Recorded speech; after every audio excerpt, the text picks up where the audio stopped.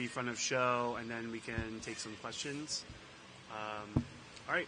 So without further ado, I'd like to welcome the New York City Department of Transportation Commissioner Ydanis Rodriguez. Yeah, I can take the applause. Why not? The applause goes to everyone, especially, the business community in our city. Good morning, my name is Ydanis Rodriguez. I'm the Commissioner for the New York City Department of Transportation. Thank you all for joining us in this beautiful plaza, Albee Square in downtown Brooklyn, where New York City DOT is doing so much work to build more space for pedestrians, supporting our businesses and making buses faster and more reliable for tens of thousands of daily commuters in the area. Today is a commissioner in your borough, where I spend the whole day in Brooklyn. This is something that I do once a month. So every 5 months I go back to the borough, boroughs, and I spend the whole day meeting with elected officials and speaking about elected officials and community leaders on the pressing transportation needs of the area. And we will like to start our day by talking about another way New York City DOT is fighting congestion, protecting our environment, and supporting our businesses by better managing how deliveries are made in the city. Some of you may know that since 2010, New York City DOT has been operating an off-hour delivery program to provide businesses with technical assistance to help them shift deliveries from the busiest time of the day to evening and overnight hours between 7 p.m. and 6 a.m. When businesses try to make deliveries during peak hours, it doesn't work for anyone. The streets are more congested and the deliveries are made more slowly. And because of all the daytime activities, parking can be a real challenge. Delivery workers may end up double parking, and that slows down and our buses and city drivers even more, and the double parking also affect the visibility and contribute to crashes also too. This contributes to increased carbon emissions, increased costs of businesses, and greater safety risk on our streets, especially for pedestrians and cyclists. But we also know the peak hours may sometimes be the one time possible for businesses to receive orders, in part due to their vehicles and staffing hours. That's why we are thrilled to announce the allocation of $6 million in funding for the new of-hour delivery incentive program. We will be directing these dollars to businesses to help them transition to off-hour deliveries, which are defined as deliveries made between 7 p.m. and to 6 a.m. This money will encourage even more businesses to participate in the program and can help fund the installation of low-noise equipment for delivery vehicles, building retrofits, or enhancements to improve safety and security and facilitate quiet, smooth off-hours deliveries with fewer staff. Through our current program, we already have 1,120 locations across the city participating in this great program, including the Whole Food Market just a few blocks away. But with this funding, secured through the federal government, we are confident we can get even more businesses on board, especially smaller companies that may not have the resources needed to shift their deliveries. We aim to have 5,000 of our delivery locations by 2040. This will help us continue to cut congestions, reduce emissions, save businesses money, and make our streets safer for everyone. Today, roughly 90% of our goods are moved through our city by trucks. And this is just one example of the many ways we are reimagining freight deliveries in our city.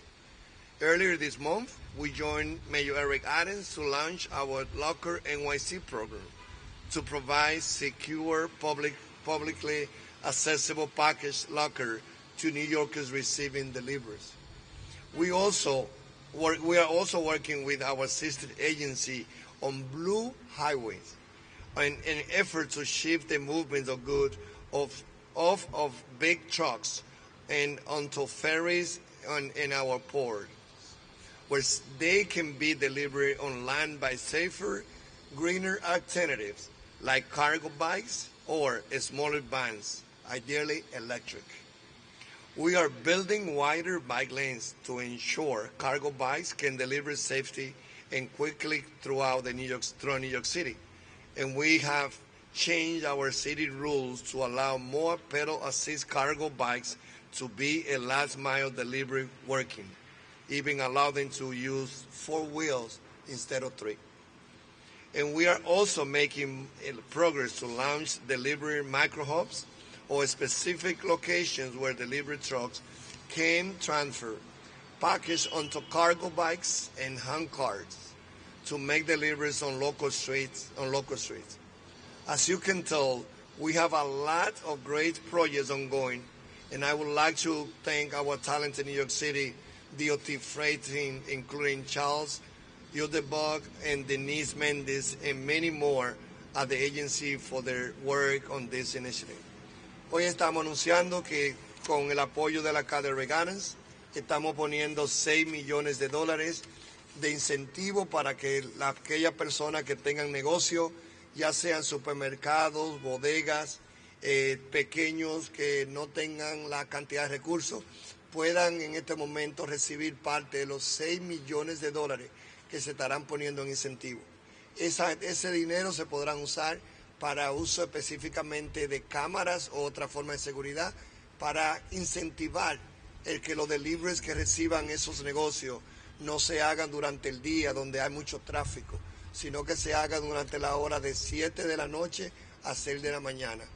Cuando hay muchos vehículos en las carreteras, hay problemas con los doble parking, hay problemas de congestions, y nosotros queremos asegurarnos seguir trabajando con iniciativas como la que ya hicimos con la Deliveries, asegurarnos de que las carreteras de Nueva York sean lugares que se usen maximizando todo lo que podamos hacer, incluyendo que los deliveries se hagan preferiblemente durante la noche. With that, now I would like to introduce Zach Miller, Director of Metro Region Operation at the Trucking Association of New York.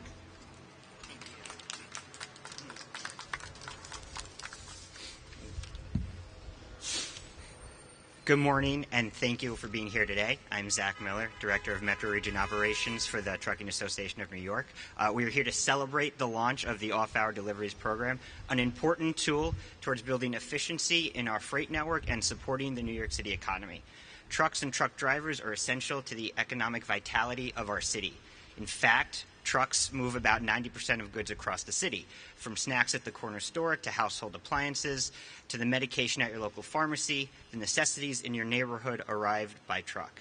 However, the national average for truck freight is around 73%. Clearly, our logistics system is not working as efficiently as possible. Drivers are inconvenienced on their routes, deliveries may experience costly delays, and residents may grow annoyed with truck presence in their neighborhoods. Off-hour delivery incentives should help reduce traffic at peak hours by incentivizing receivers to demand their freight when competition for street space is low. Parking will be easier, the need to idle will be reduced, delivery costs will be reduced, and truck utilization will improve. In addition, professional truck drivers who operate under federal mandated hours of service regulations should have a smoother work schedule. There will also be incentives to fund tools and resources to support low-noise equipment for delivery vehicles and direct investments in the small trucking businesses that are the backbone of the city's economy. It's a win-win program, an example of the kind of support the trucking industry needs to improve efficiency while still ensuring New Yorkers get their goods. We at the Trucking Association of New York are proud of our partnership with DOT as we work on building out a safe and efficient network holistically.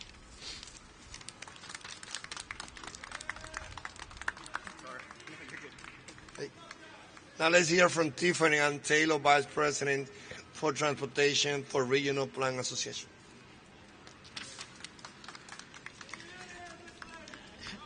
Hi, good morning, everyone. Tiffany Ann Taylor, Vice President for Transportation at the Regional Plan Association, also known as RPA. We are a 102-year-old civic organization that is a nonprofit focused on research and advocacy of quality of life issues throughout the tri-state area. We are a staunch supporter of this program, Off-Hour Deliveries. It's a great example that New York City can continue to be a leader and show progress in thinking about more sustainable ways for last-mile deliveries of the packages and the essential goods that we get every single day. By encouraging trucks and deliveries to be prioritized in the off-peak hours, we're reducing congestion, reducing idling on our roadways, which should help with cleaner air as we move forward, and also to reduce any potential issues with road safety or conflicts with vulnerable road users, as there should be an easier way for goods to be moving throughout our city. We're very excited to see the program be incentivized and that incentive being offered to a wide array of businesses. We want to make sure that we're supporting small and mid-sized businesses in getting the opportunity to participate in this program, and the incentive should really start to equalize the playing field. As we look towards the summer this year, 2024, with the beginning of congestion pricing turning on, we think that a program like this and being able to provide incentives will also ease the transition for small and mid-sized businesses, and again contribute to reduction in traffic congestion on our city streets. Thank you very much. Thank you, Zach. Tiffany?